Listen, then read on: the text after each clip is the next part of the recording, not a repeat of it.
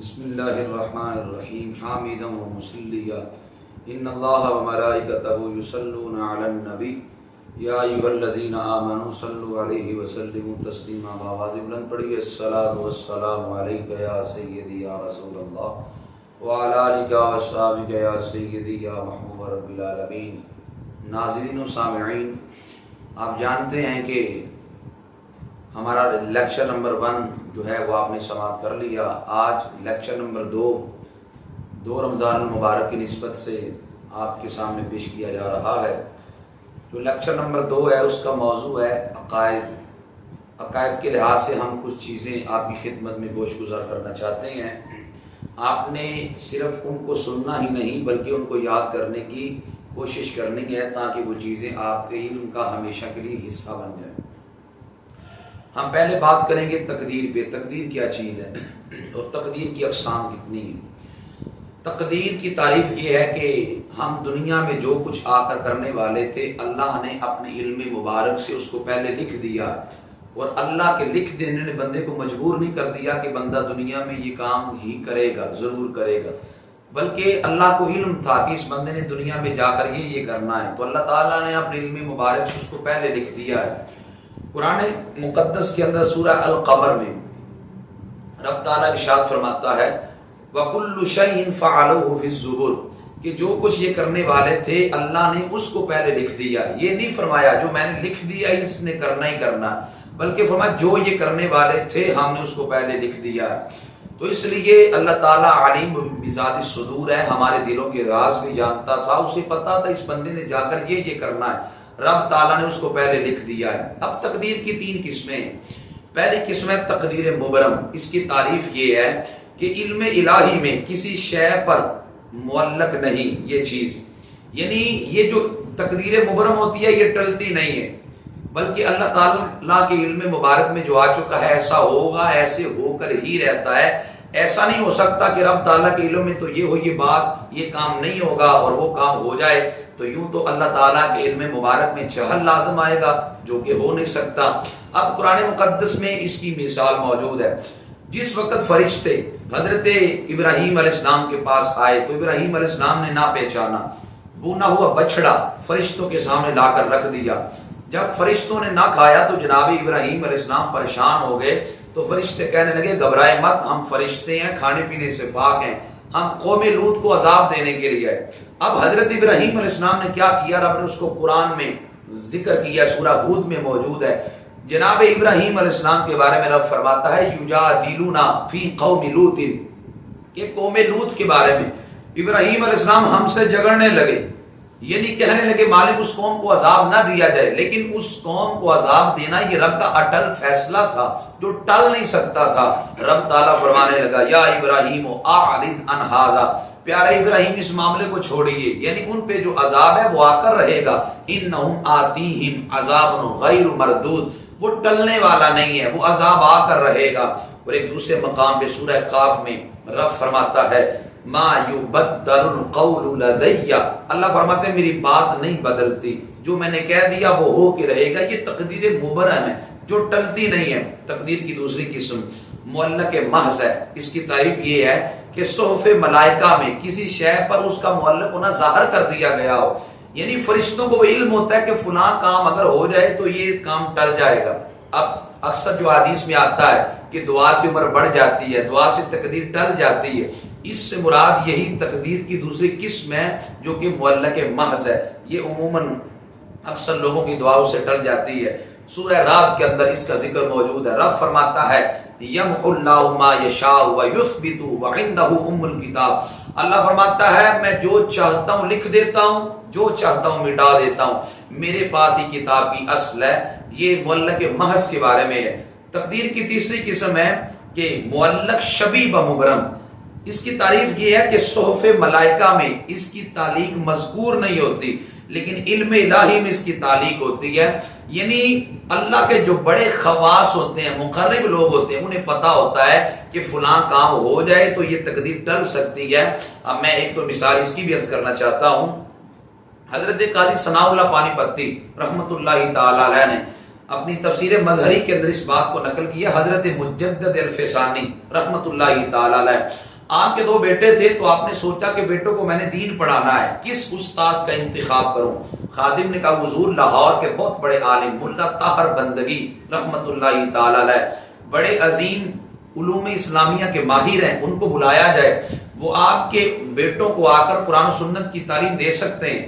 حضرت مجدد الفیضانی نے ملا طاہر بندگی کو خط لکھا تو آپ نے کہا حضور یہ تو میرے لیے باعث سعادت ہے کہ آپ کے بچوں کو میں قرآن و سنت کی تعلیم دوں۔ حضرت مجدد الفیضانی کے بیٹوں کو ملا طاہر بندگی دین کی تعلیم دینے کے لیے وہاں تشریف لے گئے اور انہیں دین پڑھانے لگے۔ ایک دن حضرت مجدد الفیضانی فرمانے لگے میں دیکھوں تو صحیح کہ ملا طاہر بندگی میرے بچوں کو کیا پڑھاتے ہیں۔ ایک دن بیٹھے تو حضرت ملا طاہر بندگی کی پیشانی پہ حضرت مجدد پاک نے غور کیا، جب غور کیا تو لکھا تھا ہاتھ شقی، یہ جہنمی ہے۔ حضرت مجدد الفیضانی نے اپنے بیٹوں کو کہا بیٹا میں نے تمہارے استاد کے ماتھے پہ لکھا دے، اب دیکھو ہمیں تو نظر نہیں آتا کہ یہ شقی ہے یا سعید ہے، جنتی ہے یا جہنمی ہے۔ ایک اللہ کے ولی کی نظر صرف چہرے پہ نہیں ہوتی، اس کی نظر دل پہ ہوتی ہے، وہ حقیقت حال کو دیکھتا ہے۔ مجدد الفیضانی بیٹوں کو فرمانے لگے بیٹا تم جس استاد سے دین کی تعلیم حاصل کرتے ہو وہ تو شقی ہے، جہنمی ہے۔ بیٹے بھی حضرت مجدد الفیضانی کے تھے، بیٹے کہنے لگے ابا جی اگر وہ جہنمی ہے کیا ہوا، تو جنتیوں کے دروازے پہ گیا، حضور آپ دعا کریں ان کے حق میں کہ اللہ انہیں سعید کر دے، جنتی کر دے۔ فرمایا ہاں میں دعا کروں گا۔ رات پڑی تو حضرت مجدد الفیضانی نے مصلی بچھا لیا، اللہ کی بارگاہ میں دعا کرنے لگے مالک حضرت ملا طاہر بندگی کی تقدیر کو بدل دے۔ اور یہاں میں ایک جملہ کہنا چاہوں گا، حضرت شیخ عبد القادر جیلانی رضی اللہ تعالی عنہ آپ فرمایا کرتے تھے میری دعا سے اللہ تقدیر مبرم بھی ٹال دیتا ہے۔ یہاں کچھ لوگوں کو غلطی لگ گئی، انہوں نے سمجھا شاید یہاں سے پہلی قسم تقدیر کی مراد ہے تقدیر مبرم، وہ پہلی قسم مراد نہیں، ہم تو تشریحاً عرض کر چکے ہیں جو پہلی قسم ہے وہ ٹلتی نہیں ہے کسی کی دعا سے بھی۔ ایک نبی ابراہیم علیہ السلام دعا کرے اللہ ان کو روک دے دعا نہ کرے، وہ ٹلنے والی نہیں ہے، تو کسی ولی کی دعا سے کیسے ٹل سکتی ہے؟ جو حضرت غوث اعظم فرماتے ہیں میری دعا سے تقدیر مبرم ٹل جاتی ہے، اس سے مراد پہلی قسم نہیں، اس سے مراد تیسری قسم ہے تقدیر معلق شبیہ بمبرم، وہ ہوتی معلق ہے مبرم سے مشابہ ہوتی ہے۔ حضرت مجدد الفیضانی نے رات دعا کی اللہ تو بڑا بے نیاز ہے، مالک تو شیخ عبد القادر جیلانی کی دعا کی وجہ سے لوگوں کی لکھی تقدیر بدل دیتا تھا، اللہ میں بھی دعا کرتا ہوں ملا طاہر بندگی کی لکھی تقدیر بدل دے، اے اللہ اسے جو ہے وہ خوش بخت کر دے، اسے جنتی کر دے۔ جب دعا مانگتے رہے تو میرے رب نے کرم فرما دیا۔ صبح بیٹوں نے پہلا سوال یہ کیا ابا جی رات آپ نے دعا کی تو کیا بنا؟ مجدد پاک فرمانے لگے میں دعا کرتا رہا میرا رب کرم فرماتا رہا، میرے رب نے کرم کر دیا، میری وجہ سے اسے سعید کر دیا، خوش بخت کر دیا، جنتی کر دیا۔ اللہ اکبر، مدینے کے گدا دیکھیں دنیا کے امام اکثر بدل دیتے ہیں تقدیر محمد کے غلام اکثر صلی اللہ علیہ وسلم۔ اب یہاں پہ تیسری قسم جو تقدیر کی ہے تقدیر معلق شبیہ مبرم، ایک ولی کی دعا سے وہ ٹل گئی۔ اس کی اور بھی مثالیں موجود ہیں، میں اشارہ صرف کروں گا۔ حضرت بابا فرید الدین گنج شکر رحمت اللہ تعالی علیہ، حضرت باب الدین زکریا ملتانی کو ملنے کے لیے آئے۔ شاہ رکن عالم نے دیکھا کہ حضرت بابا فرید الدین گنج شکر میرے دادا جان کو ملنے کے لیے آئے، تو اندر جا کر بتایا کہ حضرت بابا فرید الدین گنج شکر پاک پتن سے ملنے کے لیے ملتان آپ کو پہنچے۔ حضرت باب الدین زکریا کی خادمہ تھی جو آپ کو وضو کرواتی تھی، آپ فرمانے لگے بابا صاحب باہر آئے ہیں تو ان کو جا کر وضو کروا۔ وہ خادمہ کہنے لگی حضور میں خادمہ آپ کی ہوں تو بوہے غیروں کے بتاتے ہیں؟ فرمایا نہیں حکم ہے چلی جا۔ اس نے لوٹے میں پانی لیا تو حضرت بابا فرید الدین گنج شکر کو وضو کروانے کے لیے چل پڑے۔ حضرت بابا صاحب نے جب اس عورت کو آتے دیکھا تو دل میں سوچا کہ کیا حضرت بہاء الدین زکریا ملتانی کے پاس مردوں کی کمی تھی، ایک عورت کو بھیج دیا وضو کروانے کے لیے؟ اس کی پیشانی پہ غور کیا تو لکھا تھا شقی، یہ جہنمی ہے۔ آپ سمجھ گئے کہ شاید یہ میرے ذریعے اسے جنت دلوانا چاہتے ہیں، دینی تو رب نے ہے، ہم نے تو ایک ذریعہ اور وسیلہ بننا ہے۔ اللہ اکبر، اس عورت نے آ کر لوٹے کے ذریعے آپ کو وضو کروانا چاہا تو بابا صاحب اس کی جانب دیکھتے جا رہے ہیں، اس نے یوں لوٹا الٹ دیا، دوڑتی گئی، کہا حضور میں نے کہا نہیں تھا بابا کے پاس نہ بھیجیں، وہ تو مجھے ہی دیکھتا جا رہا۔ تو فرمایا دوسرا لوٹا لے جا جلدی۔ خادمہ نے دوسرا لوٹا لیا تو جا کر بابا صاحب کو وضو کروانے لگی، بابا صاحب اسے دیکھتے جا رہے ہیں۔ جب دوسرا لوٹا ختم ہوا تو پھینک کر چلی گئی. کہنے لگی بہاؤالدین زکریا ملتانی سے حضور میں نے نہیں کہا تھا اس بابے کے پاس نہ بھیجے، وہ مجھے ہی دیکھتا جا رہا ہے. فرمایا لے جا تیسرا لوٹا لے کر آئی، لا کر وضو کروانے لگی. حضرت بابا فرید الدین گنج شکر نے آدھے لوٹا جب اس نے اونڈیلا تو آپ نے فرمایا لوٹا مجھے پکڑا، تو چلی جا اور کہا اللہ تیرا بڑا ہی شکر ہے. یہ جملے بولے تو عورت چلے گی. جب وہ عورت پہنچی حضرت بہاؤالدین زکریا ملتانی کے پاس تو آپ بھی فرمانے لگے اللہ تیرا بڑا ہی شکر ہے. عورت کہنے لگی حضور بابا صاحب بھی یہی کہہ رہے تھے اللہ تیرا شکر ہے، آپ بھی یہی کہہ رہے ہیں اللہ تیرا شکر ہے، کس بات پہ شکر ادا کر رہے ہیں؟ تو آپ فرمانے لگے جب تو گئی تھی جہنمی ہے آئی ہے تو اس کے صدقے رب نے تجھے جنت عطا فرما دی ہے، اس بات پہ شکریہ. اب یہ تقدیر ہے جو ایک ولی کی دعا سے اللہ نے ٹال دی، تو اس وجہ سے یہ تیسری تقدیر ہے. اور آگے ہے دیدار الہی کہ قیامت کے دن جنتیوں کو اللہ کا دیدار ہوگا. لیکن گفتگو یہ کریں گے فی الوقت کہ آیا نبی کریم صلی اللہ علیہ وسلم کو معراج کی رات سر کی آنکھوں سے کیا اللہ کا دیدار ہوا یا نہیں؟ بالکل ہوا. جمہور اہل السنت علی وقوعها له صلی اللہ علیہ وسلم لیلۃ المعراج بالعین.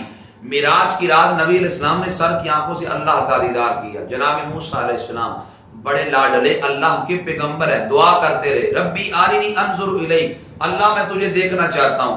رب نے فرمایا لن ترانی، پیارے کریم تو مجھے نہیں دیکھ سکتا، یعنی کوئی ہے جو مجھے بھی دیکھے گا. اللہ اکبر.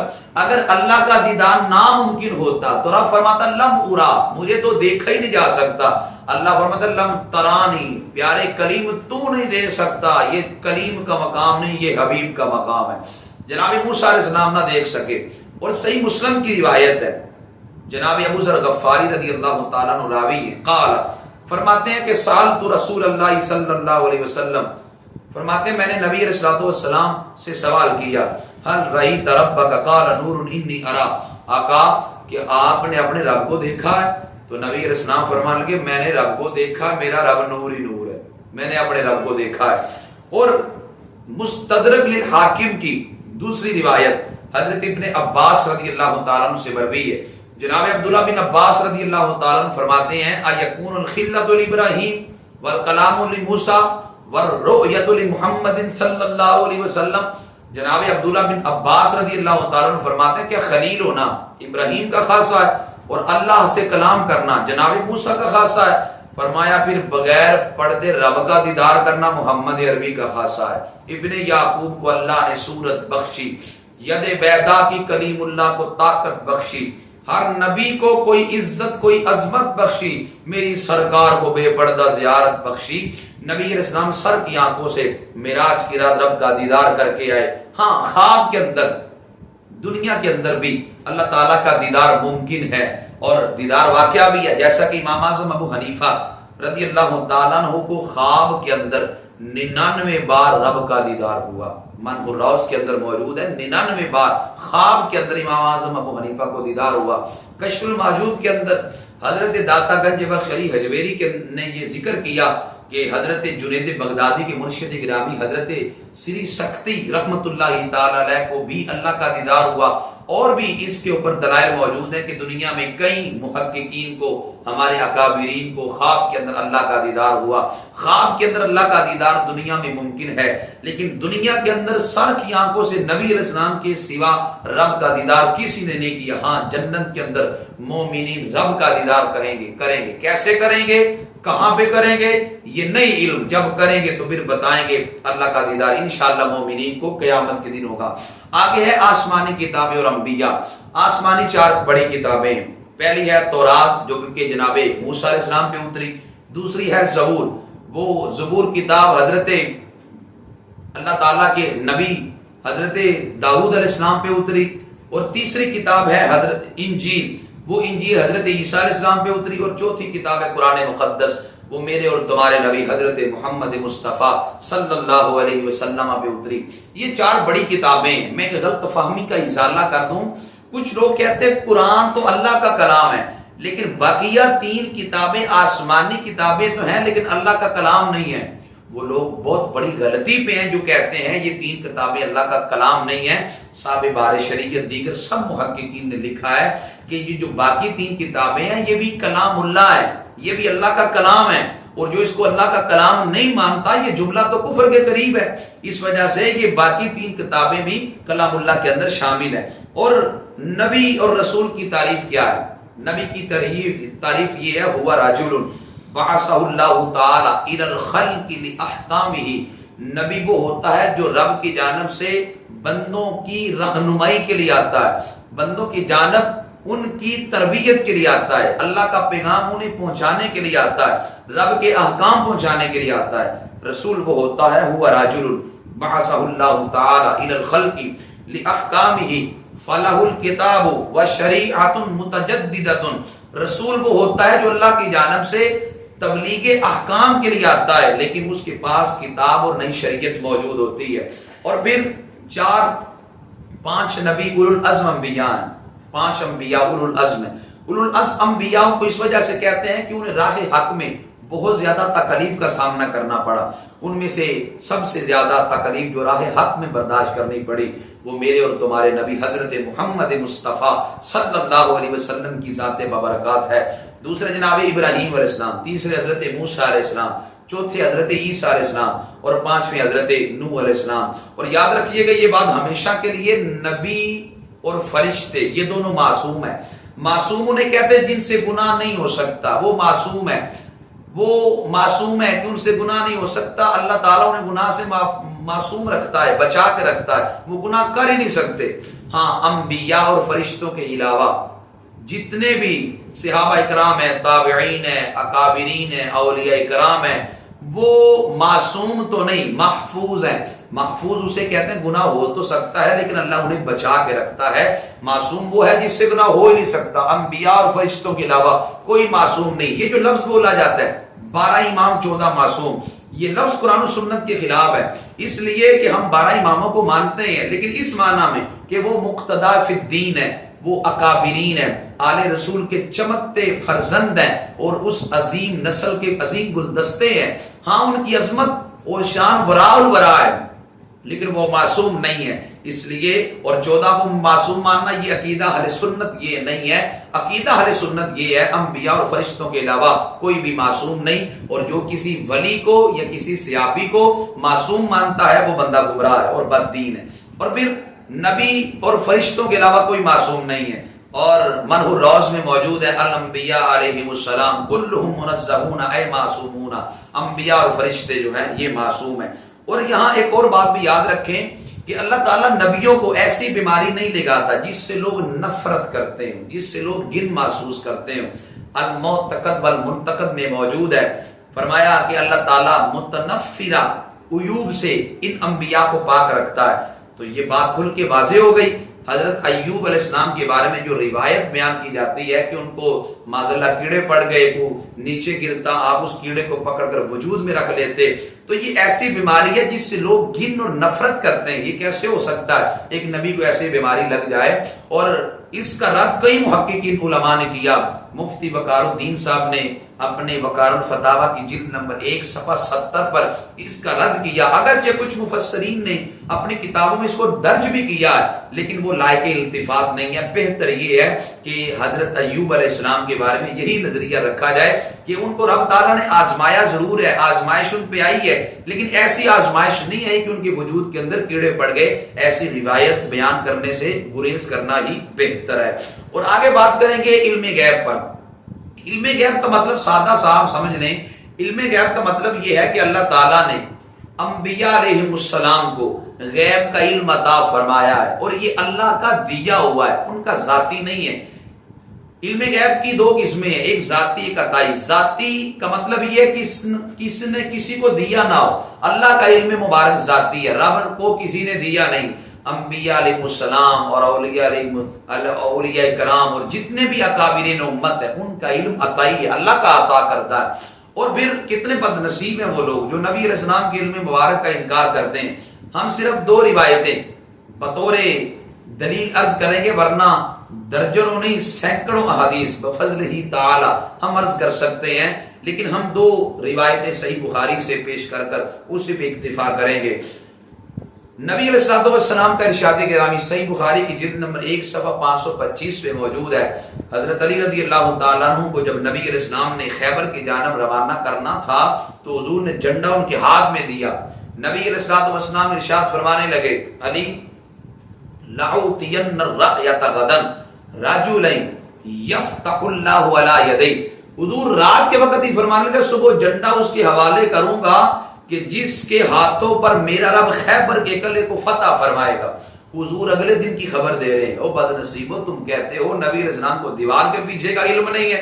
نبی علیہ السلام کل کی خبر دے رہے ہیں. فرمایا جھنڈا اس بندے کو دوں گا کہ جس کے ہاتھوں اللہ خیبر کے قلعے کو فتح کروائے گا. حضرت علی کو جب جھنڈا دیا تو خیبر کا قلعہ فتح ہوا. اور پھر دوسری روایت صحیح بخاری کی جلد 1 صفحہ 410 پہ موجود ہے. نبی علیہ السلام نے ارشاد فرمایا لا تقوم الساعہ. صحیح مسلم میں بھی موجود ہے, دیگر کتب حدیث میں موجود ہے. نبی علیہ السلام فرماتے ہیں لا تقوم الساعۃ حتی تقاتل اليہود حتی یقول الحجر وراءہ الیہودی یا مسلم ھذا یہودی ورائی فاقتلہ. نبی علیہ السلام فرماتے ہیں اس وقت تک قیامت نہیں آئے گی جب تک تم یہود کو قتل نہیں کرو گے. نبی علیہ السلام فرماتے ہیں یہاں تک کہ پتھر بول کے کہے گا اے مسلم ادھر آؤ, یہودی میرے پیچھے چھپا ہے, اس کو آ کے قتل کرو. نبی صحیح مسلم کی حدیث میں یہ ہر درخت بھی بولے گا, لیکن حضور فرماتے ہیں غرقد نام کا ایک درخت ہے وہ نہیں بولے گا. جب یہودی اس کے پیچھے چھپے گا تو وہ درخت نہیں بولے گا.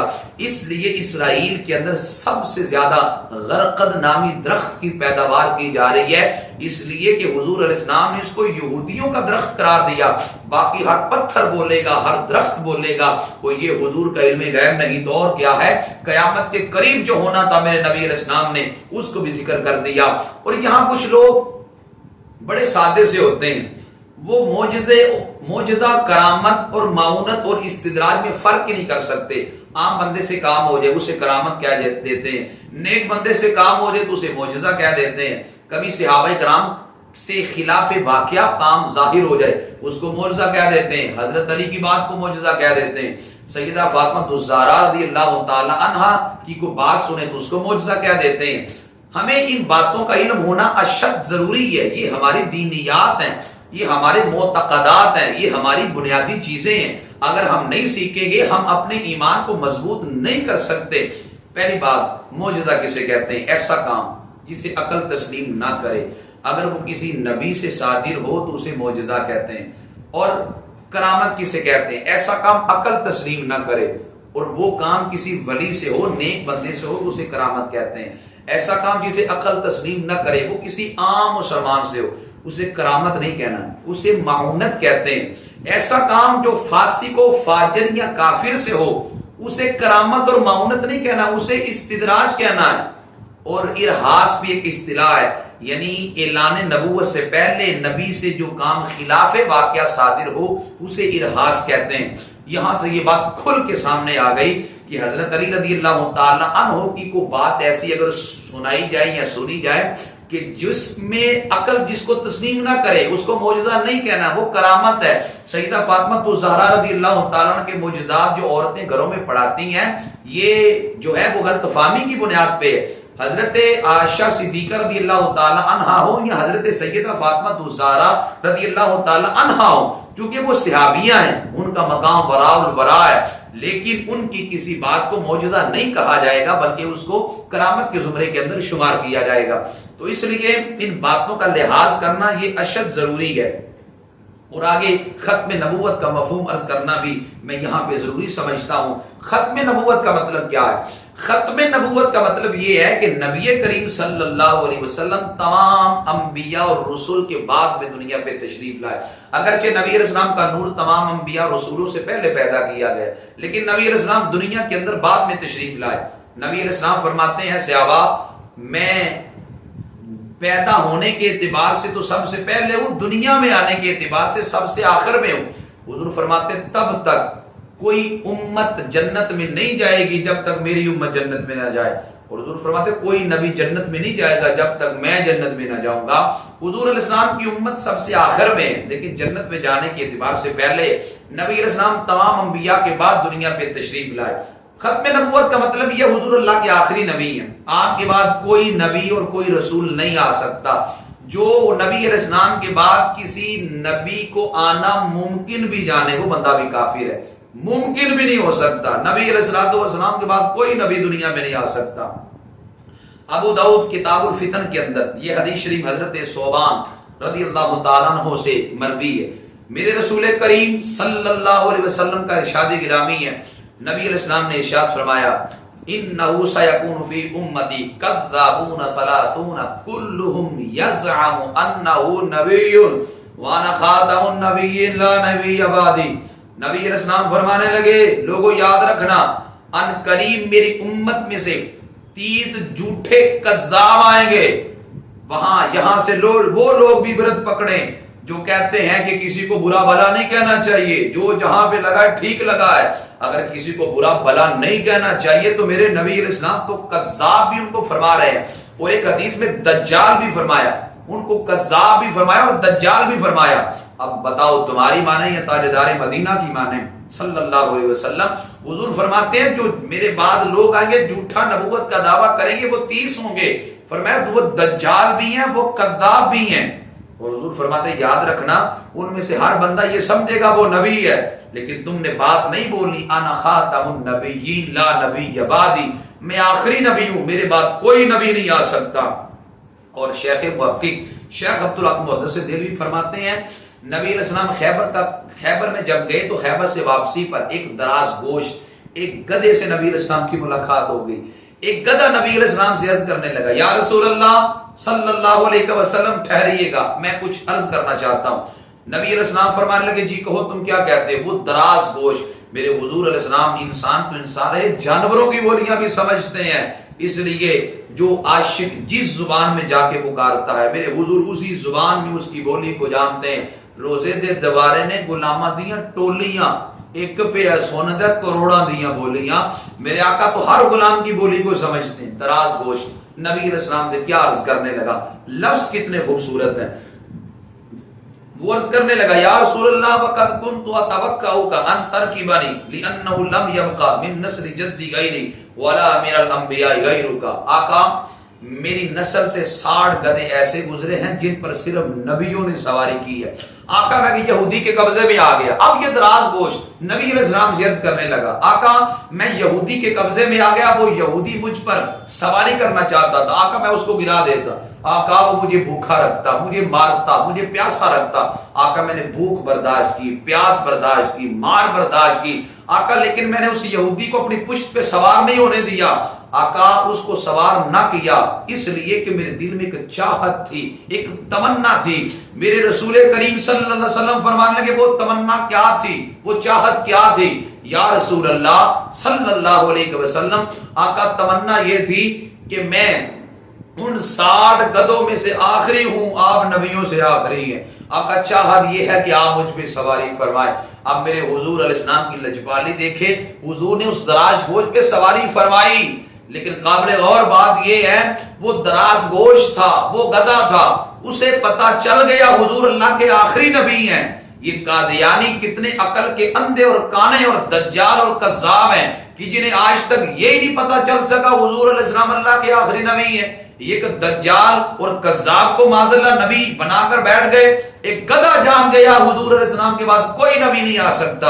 ان دجالوں کو یہی نہیں پتا چل سکا کہ حضور علیہ السلام کے بعد کیسے کوئی نبی آ سکتا ہے۔ اس دراز گوش نے کہا آقا میں آخری ہوں، آپ بھی نبیوں سے آخری ہیں، آقا چاہت یہ ہے کہ آپ مجھ پہ سواری کریں۔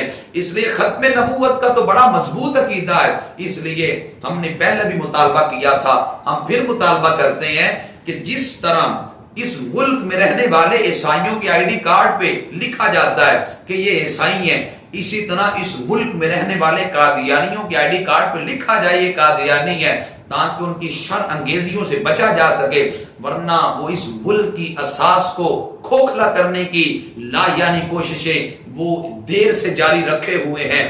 اگر ہم نے ان کا تعاقب نہ کیا، ان کا پیچھا نہ کیا، وہ اس ملک کی بنیادوں کو کھوکھلا کرنے میں اپنا کردار ہمیشہ ادا کرتے رہیں گے۔ اس لیے ہمیں اس سازش کو سمجھنا ہوگا تاکہ ان کی سازش کو بے نقاب کر کے ان کے شر سے اس ملک اور وطن کو بچایا جا سکے۔ تو اس لیے عقائد اہل سنت کی حفاظت اور عقائد اہل سنت پہ پہرا یہ امت کے ہر فرد کا ایک لازمی فریضہ ہے۔ اس لیے جو میں نے عقائد بیان کیے، ان عقائد کو یاد رکھنا، ان عقائد کو سن کر پھر لکھنا اور لکھ کر ہمیشہ کے لیے اپنے علم کا حصہ بنانا، یہ میرا اور آپ کا فریضہ ہے۔ اگر ہم اس کو غور سے پڑھیں گے، غور سے سنیں گے اور پھر لکھنے کی زحمت بھی گوارا کر لیں اگر، تو یقیناً پھر ہم جہاں پہ کھڑے ہوں گے ہمیں عقائد کے لحاظ سے شرمندگی کا سامنا نہیں کرنا پڑے گا، بلکہ ہم ببانگ دہل عقائد اہل سنت کا پرچار کر سکتے ہیں۔ دعا کرتا ہوں کہ اللہ مجھے اور آپ کو عقائد اہل سنت کی حفاظت کی توفیق عطا فرمائے۔